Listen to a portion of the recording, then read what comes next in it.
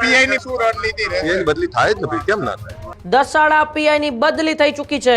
બાતમી આપ્યા બાદ દારૂની રેડ વખતે પીઆઈએ ગ્રામજનો સાથે ગેરવર્તન કર્યું હતું। પીઆઈ ની શું રણનીતિ રહેશે? પીઆઈ બદલી થાય જ ને ભાઈ, કેમ ના થાય?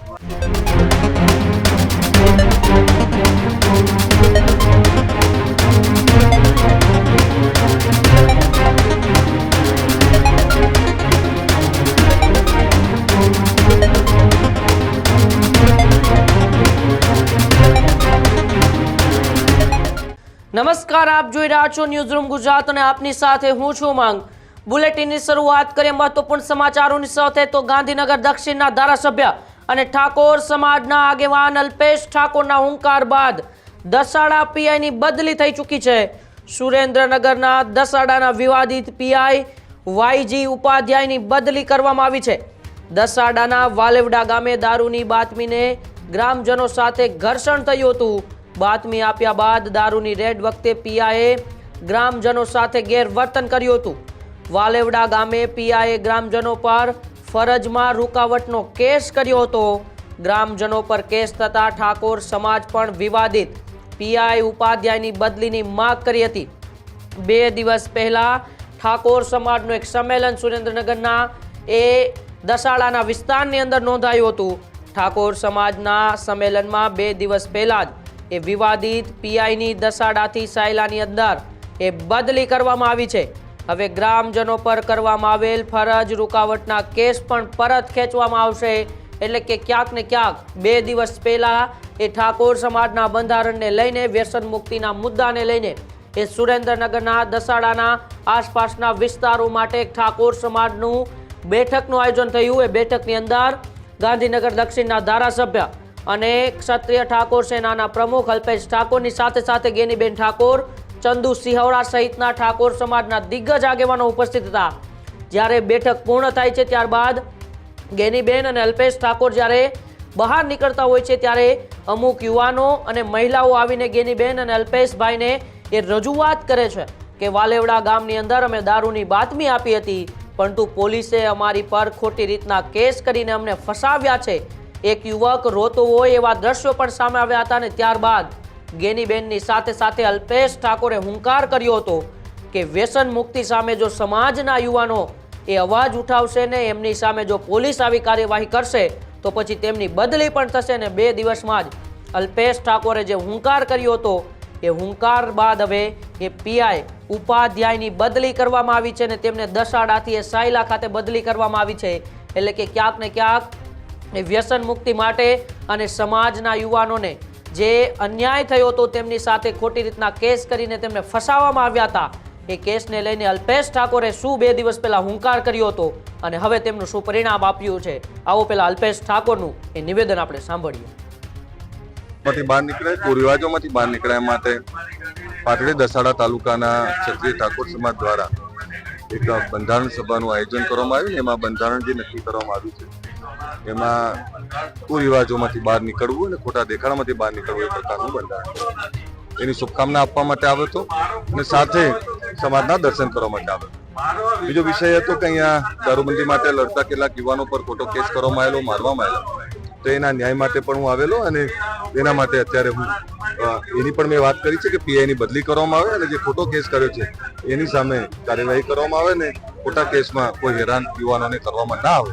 આ 2 પ્રકારની વાતો લઈને આપણે પીઆઈ ની શું રણનીતિ રહેશે? પીઆઈની બદલી થાય જ ને ભાઈ, કેમ ના થાય? બહાર નીકળાય, કુરિવાજોમાંથી બહાર નીકળાય માટે પાટડી દસાડા તાલુકાના ક્ષત્રિય ઠાકોર સમાજ દ્વારા એક બંધારણ સભાનું આયોજન કરવામાં આવ્યું। એમાં બંધારણ જે નક્કી કરવામાં આવ્યું છે એમાં કુરિવાજોમાંથી બહાર નીકળવું અને ખોટા દેખાડામાંથી બહાર નીકળવું એ પ્રકારનું બંધારણ, એની શુભકામના આપવા માટે આવ્યો હતો અને સાથે સમાજના દર્શન કરવા માટે આવ્યો।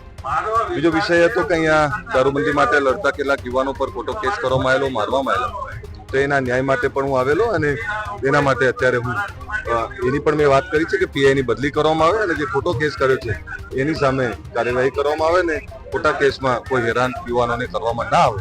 આ 2 પ્રકારની વાતો લઈને આપણે પીઆઈ ની શું રણનીતિ રહેશે? પીઆઈની બદલી થાય જ ને ભાઈ, કેમ ના થાય?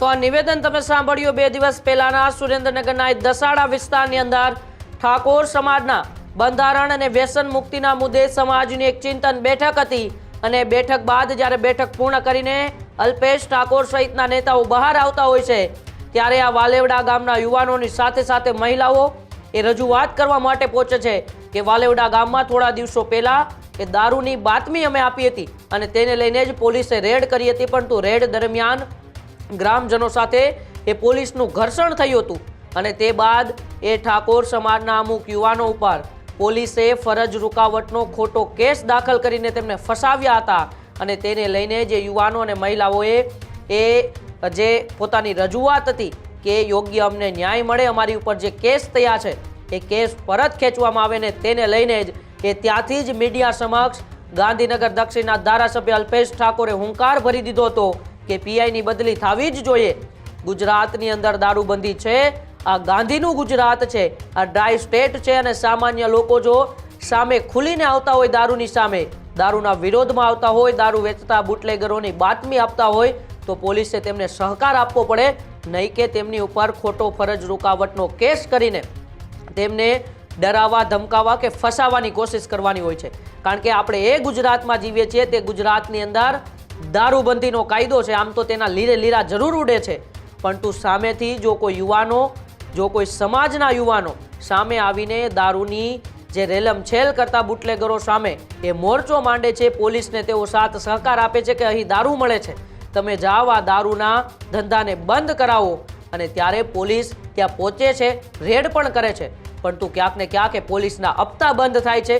પોલીસને એ ગ્રામજનોની વાતને લઈને રેડ કરવી પડે છે અને તેને લઈને જ પોલીસ આ યુવાનો પાસે એક ખોટી ફરજ રૂકાવટનો કેસ નાખે છે અને તેમને ફસાવે છે ને ત્યારબાદ આ યુવાનો હવે એ અલ્પેશ ઠાકોર અને ગેનીબેન ઠાકોર સહિતના નેતાઓ પાસે, એટલે કે સમાજના આગેવાનો પાસે એ મદદ માટે પહોંચે છે. આમ તો અલ્પેશ ઠાકોર એ પહેલેથી આ વ્યસન મુક્તિને લઈને સમાજ માટે ખૂબ જનજાગૃતિ ફેલાવી રહ્યા છે, સમાજના યુવાનોને અપીલ કરતા હોય છે વારંવાર કે આ વ્યસનોથી દૂર રહેજો, પરંતુ જ્યારે સમાજના યુવાનો આવા વ્યસનો સામે મોરચો માંડે અને પોલીસ તેમની ઉપર આવી ખોટી કાર્યવાહી કરતા હોય છે, પછી અલ્પેશ ઠાકોર ચૂપ રહેવા બાહોશ નેતા નથી. તેઓ ખૂબ જ એ હંમેશા અવાજ ઉઠાવતા નેતા છે, એટલે જ તેમણે ત્યાંથી જ હુંકાર ભરી દીધો હતો કે મારા સમાજના નહીં, કોઈ પણ સમાજના યુવાનો જે વ્યસન મુક્તિ સામે પોતાની કાર્યરત રહેશે, વ્યસન મુક્તિને લઈને જાગૃતિ લાવશે અને તેમની સામે જો પોલીસ કે અન્ય કોઈ પણ અધિકારીઓ ખોટી કાર્યવાહી કરશે તો પછી તેમની બદલી થવી જ જોઈએ.